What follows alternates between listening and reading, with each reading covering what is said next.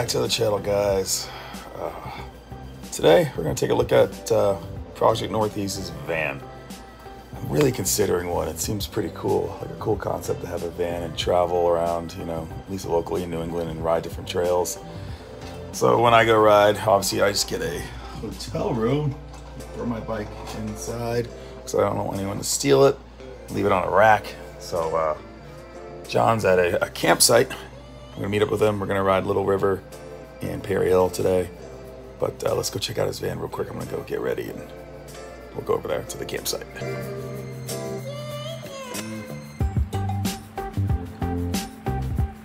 Give me a van tour.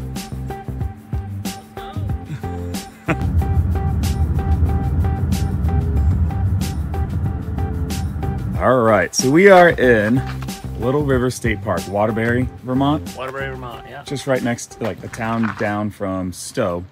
We just finished riding Katy Hill, so if you want to see that video, it'll be like right here. There's John, Project Northeast MTB. He just got a Ford Transit van. 2020 Ford Transit, all-wheel drive, yep.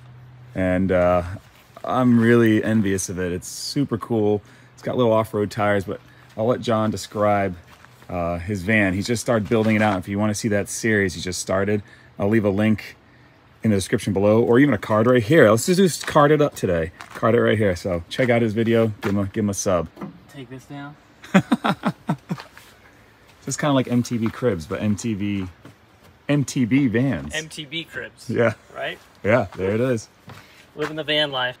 So 2020 Ford Transit all-wheel drive. It's a 148-inch wheelbase, medium roof, and it came as a shell. It's a crew version, so I've got seating for 5. That allows me to have kind of peace of mind with my kids in the back, to be able to have the side curtain airbags. It's factory installed seat for the bench for them, so it's really good. Gives me peace of mind and makes us feel a little bit safer than trying to buy a cargo van and mounting a seat and all this other stuff. So, but yeah, we're just building it out. Kind of come up with all the designs myself, and the theme is modularity. Being able to just change it for whatever activity we're doing. I can take the bed out in under like 2 or 3 minutes. So what's this cool little rail system you have? Like you install that, mounted that whole rail system to the walls, and then... Yeah, so this is like a 15 by 30 series 80/20. Yep. So these are mounted to the beams here, which is hardened steel. And then it's mounted to the beam up there, and it runs all the way across. And that grabs these scorber brackets that go across. There's 3 of those. Wait a minute, it's from IKEA? It is from IKEA. Yep. And then the little bunkie board, and then a 4-inch memory foam mattress. Wow, it's comfy. And I'll have videos of all this stuff on my channel just showing how I built it. Yeah. So, and then the 80/20. A lot of the stuff I'm trying to use a lot of 80/20, which is this aluminum extrusion. Right. So that was the first thing I built, was these cabinets / shelves, just to have a place to put stuff. And then nice. The bed comes out, so we can, you know, we've got the 1-up racks in here, which basically, you know, you can just put up and just put the back wheel in, have the bikes fully, you know, don't have to take the tire off or anything like that.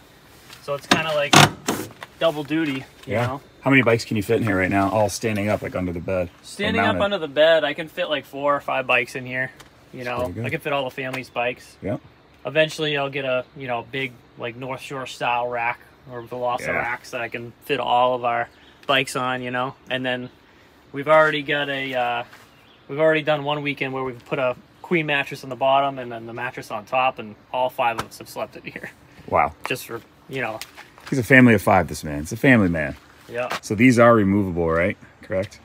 Yep. Yep. So you can always, it's better to have the option of already mounted factory. Yep. A lot safer, like you're saying. 3 quick release levers, and you can pull it right out. So the electrical system, I'm just kind of doing myself. I am an electrician by trade, so I'm kind of used to this stuff, but also marine. This is like marine style wiring, so it's a little bit different, even for me. But basically what I've got is the main power plant of my system is that Goal Zero Yeti back there. Oh, yeah.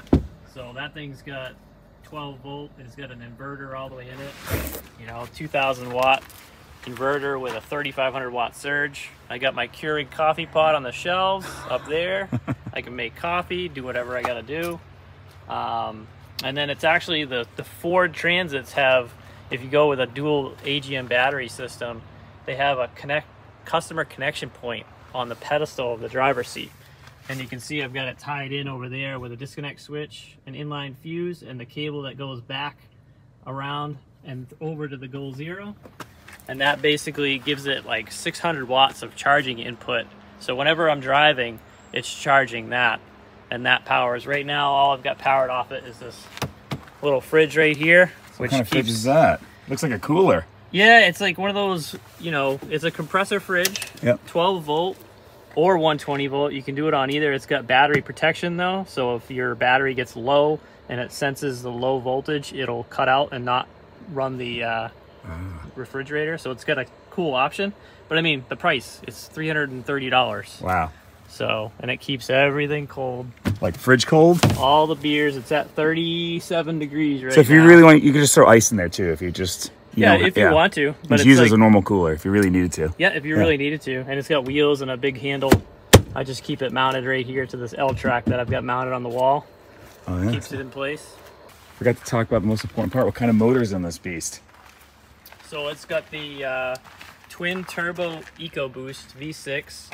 I want to say it's like 310 horsepower. Yeah. It's got, you know, whenever you step on the gas, you can hear those twin turbos just kick in, and it's I think a that's beautiful the sound. Same motor from like the Ford Explorer, like their sport one. Yeah, I think it's the same as the Ford F-150 as well. Yeah, yeah. Yep. Yeah, they're actually wicked fast.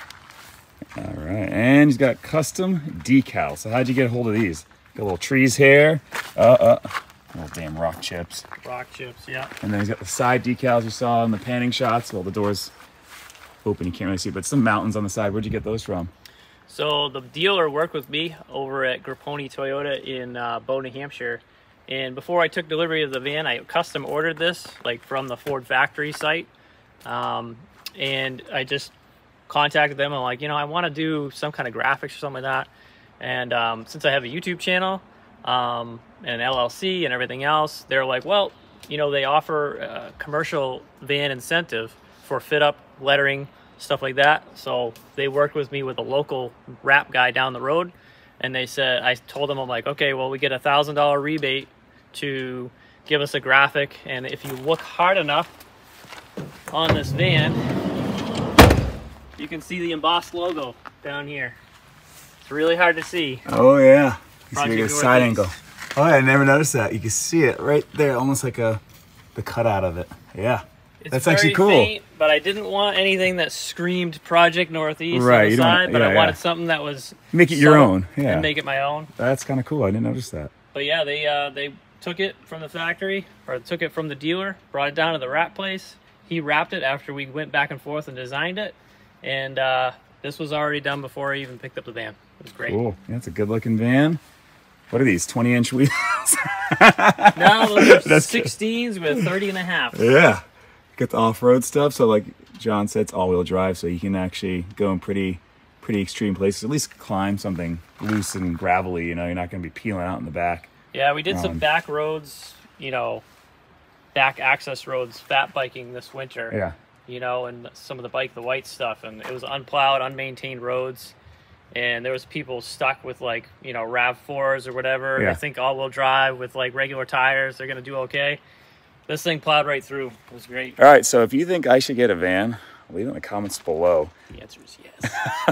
If you want to see John build out the rest of his van, go check out his channel. I'll leave a link in the description below. And he's making a series with the Ford Transit. It's coming along pretty well, so keep up the good work, and hopefully I'll have one soon. Maybe. See you guys later. Peace. Let's go ride some more flow. I forgot to ask, where's the toilet? Homie, don't play that. Pick a spot in the woods and use the dude wipes. The dude wipes. Even baby wipes rebranded. Dude wipes, yeah. Same thing. I just have in a hotel room because you have a toilet.